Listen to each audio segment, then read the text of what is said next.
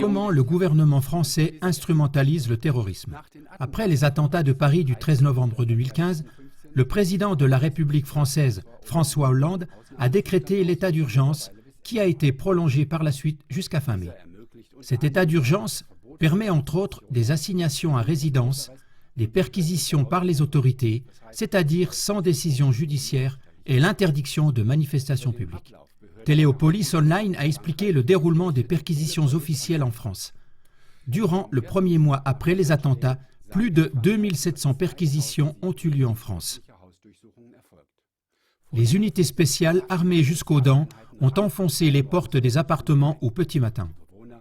Les habitants, le plus souvent menottés, ont dû regarder la perquisition de leurs affaires les plus intimes.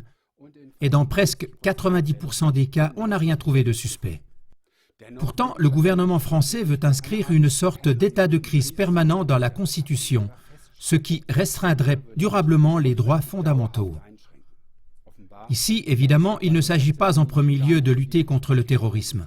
Au contraire, celui-ci est adroitement utilisé pour accroître la surveillance des citoyens, pour restreindre la liberté de réunion et pour élargir massivement les compétences policières et militaires du gouvernement. Ce que la ruse a caché viendra un jour à la lumière. Celui qui maquille les fautes récoltera un jour la moquerie. C'est ce qu'a dit autrefois William Shakespeare, poète anglais, dramaturge, comédien et directeur de théâtre. Pour aussi juste que soient ces paroles de Shakespeare, elles ne se concrétisent pas toutes seules.